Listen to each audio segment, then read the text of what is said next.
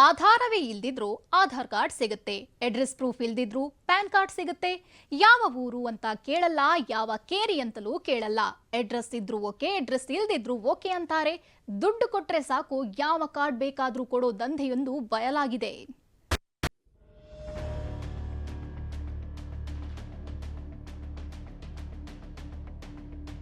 Cyber ಸೆಂಟರ್ನಲ್ಲಿ ನಕಲಿ Aadhaar card ದಂಧೆ. 8,000 ಕೊಟ್ರೆ ಅಕ್ರಮ, ಬಾಂಗ್ಲಾ ಪ್ರಜೆಗಳಿಗೆ ಐಡಿ.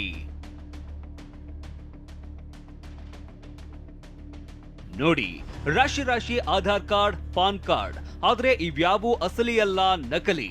ಅಕ್ರಮ ವಲಸಿಗರ ಸ್ವರ್ಗವಾಗಿರುವ ಬೆಂಗಳೂರಲ್ಲಿ ಕಾಳ ಸಂತೆಯಲ್ಲೇ ಆಧಾರ್ ಕಾರ್ಡ್ ಬಿಕರಿಯಾಗ್ತಾ ಇವೆ.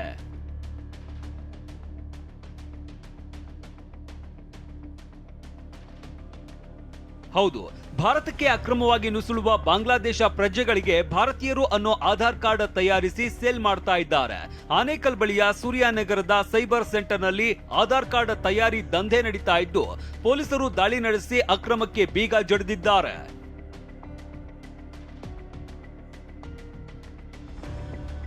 ಅರ್ನಾಬ್ ಮಂಡಲ್ ಎಂಬ ಈತ ಭೂಮಂಡಲದಲ್ಲಿ ಎಲ್ಲೇ ಇದ್ರೂ ಹಿಂದೂ ಮುಂದು ನೋಡದೆ ಆಧಾರ್ ಕಾರ್ಡ್ ಕೊಡ್ತಾ ಇದ್ದ. ಅದರಲ್ಲೂ ಬಾಂಗ್ಲಾ ಪ್ರಜೆಗಳನ್ನೇ ಟಾರ್ಗೆಟ್ ಮಾಡಿ ಒಂದು ಆಧಾರ್ ಕಾರ್ಡ್ಗೆ 8,000 ಪೀಕ್ತಾ ಇದ್ದ.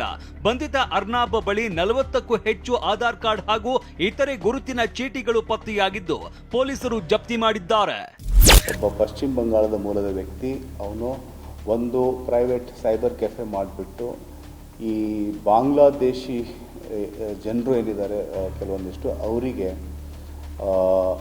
ಆ ಸೈಬರ್ ಕ್ಯಾಫೆ ಏನಿದೆ ಅಲ್ಲಿ ಅವ್ರಿಗೆ ತಗೊಂಡ್ಬಿಟ್ಟು fake Aadhaar card, ID cards ಮತ್ತು ಪ್ಯಾನ್ ಕಾರ್ಡು ಇವೆಲ್ಲ ಮಾಡುವಂಥ ಒಂದು ಆ್ಯಕ್ಟಿವಿಟಿಯನ್ನು ಮಾಡಿಕೊಂಡಿರ್ತಾನೆ.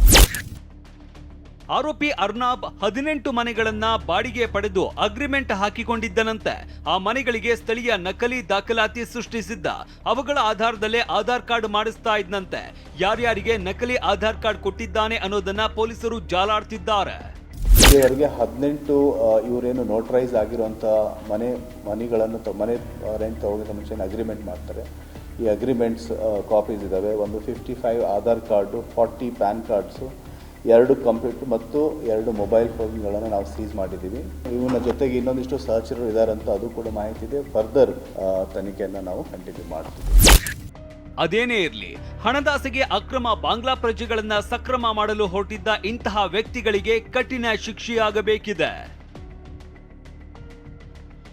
ರಾಜಪ್ಪಾಜಿ ನಾಯಕ್, TV9 ಬೆಂಗಳೂರು.